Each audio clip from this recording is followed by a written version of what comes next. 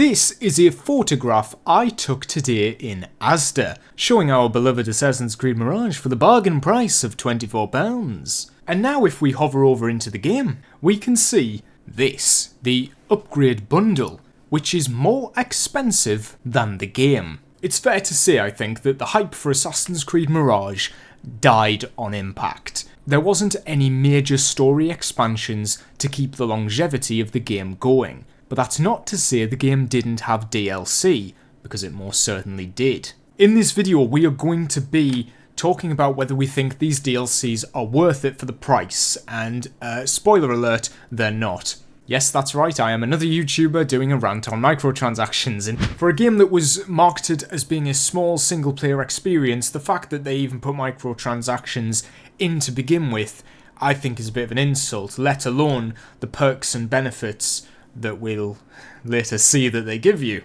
In fact, let's dive straight into it, starting with the Lightning Weapons Pack. The Lightning Weapons Pack is £4.30 in the UK. Sorry, hang on. I was just collecting gameplay for this clip to show how the Lightning Weapons Pack looks in action, and I've just seen it for £3.99 at launch. They actually put the price up. They've raised the prices! And it grants you 2 weapons, which is really just one weapon set. A sword and dagger combo that give off this lightning attack, which will stun enemies and help you win the game. That's right, this weapons pack is absolutely pay to win. And for only £4.30, it's extremely accessible. Is this a problem in a single player game? Not entirely, but there's nothing like this in the actual game. So it's withholding content, which by the way, was very much there at the start. All these DLCs were available when the game came out, which means they are absolutely content that was made to be sold afterwards. And especially when they have these unique animations and effects, why weren't they in the game to begin with? I mean, obviously we know. They save the best outfits to sell back to us. So if you haven't already paid to win, maybe you could be tempted over with some of the outfits. Now the rest of these DLCs are entirely cosmetic upgrades, we'll call them, aside from the Maps Pack. Now, the Maps Pack is £4.30 as well, so it's the same price, and it's essentially a time saver. We know time savers from Black Flag and Rogue were very, very controversial, and they've only continued and plethored into what we have today. All this Maps Pack does is unlock the locations on the map. It just lets you know where all the treasure chests are. It doesn't help you get them. You still have to go out into the world and get them yourself, so are they really the most valuable things to have? Not really. It's outrageous how much this is. Bearing in mind, a game like Freedom Cry was $7.99, and for half the price of that, you can essentially synchronize. Now, things like the Jinn Pack has some very cool effects going on. I think it's meant to resemble like Loki in his Isu form. You can see like it has the glowing effects from Odyssey for those that were interested in that sort of style. And I think it looks really cool. I like the glowing eyes. It's a nice effect. It's £9.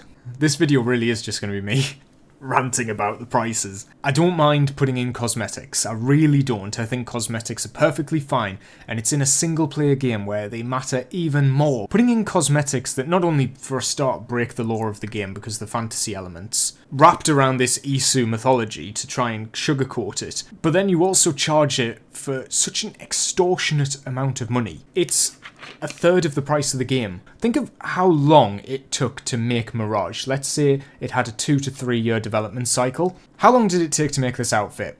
Maybe a month. Let's say a month. That's generous, actually. I'm going to say a week. Why does a week's worth of effort equal the cost of the entire, like, a third of the game's development? Like 18 months, let's say, like 6 months worth of work is now being priced at the same amount as 1 month's amount of work. Like, how is this profitable? And then we have the Fire Demon Pack, which actually combines the worst elements of both these things, because, okay, it comes with a new outfit, weapon pack, you've got a new mount, and you've got a new eagle skin. The problem is, the weapons appear to win because they inflict burning damage, which is something you cannot get in the game. You can't get status effects on your weapons, I think, at all.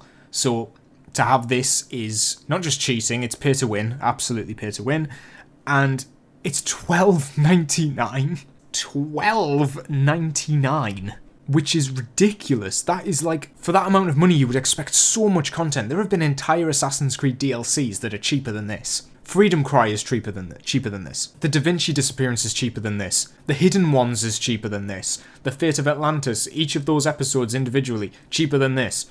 The Tyranny of King Washington came in 3 parts. Each of those parts was $7.99, and they had more content than this. The whole philosophy of Assassin's Creed Mirage was going back to the roots of the franchise. That means sticking to historical accuracy. And then they just release these cosmetic packs that ruin that entire philosophy. They go against what the game was made to do. And it's like, they just couldn't help themselves. The Guardian pack is, again, a pretty cool looking outfit. This one actually does stick to historical accuracy, so I don't hate this one as much. It's a pretty cool outfit. It clearly reuses some assets from the main game, so it's a cheap to make outfit that they're charging £9 for. And then we get on to the Master Assassin pack. The last pack. Like, there's not many in the game. Is that even praise? I don't know. The rest of it, I mean, the Prince of Persia stuff was like a pre-order bonus or something, the Deluxe pack. So you got to pay for that.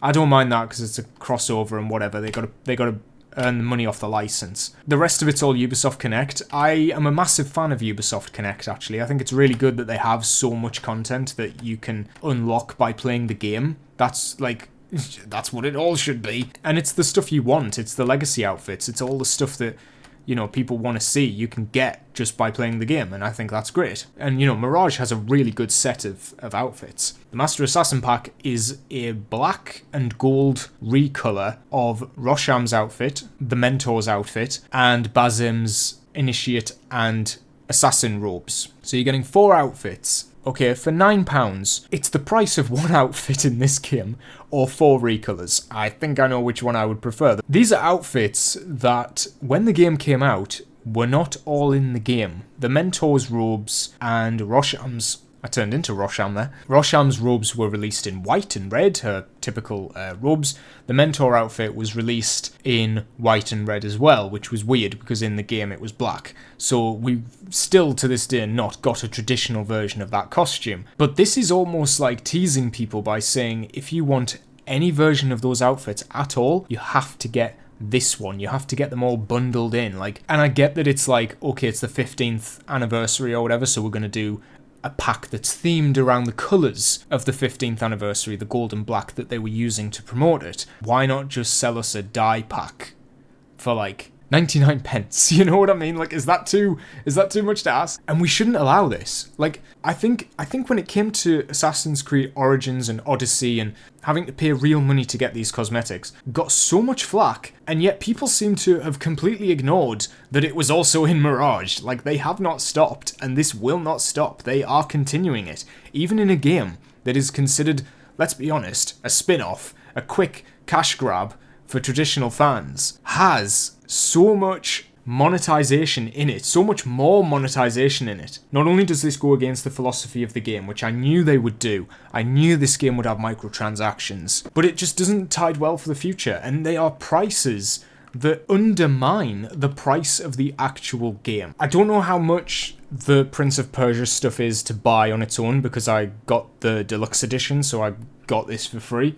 Well, for free. But I've just added up how much it would cost for all the rest of the packs, and I came to £48.54. The fact that the game at entry level is like, I think 35 quid, I think it might have been 40 quid when it came out. Or was it more than that? Was it 50? Okay, so I think Assassin's Creed Mirage was actually 50 quid at launch, which means the pricing of the DLC upgrade pack is the same price as the game. When the game launched, the DLC was the same price as the game. That's insane. This needs to change. Thank you for joining me on this expedition into Assassin's Creed Mirage's DLC. I hope that if you don't have this game, your eyes are now opened to like what shady practices were going on in that game. And if you do own the game, you know, you'll know that this is dreadful. Let me know down below your, fun, positive thoughts on the Mirage microtransactions. I just don't think we can forget this before Red comes out. If you enjoyed this video and you'd like to see more, please hit that like button and subscribe down below, and I'll see you in the next video. How much? Show me the money!